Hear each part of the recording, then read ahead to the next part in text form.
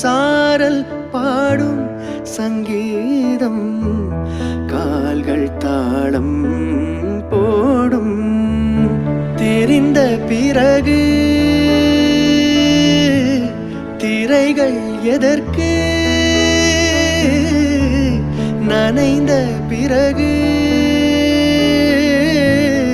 நாணம் எதற்கு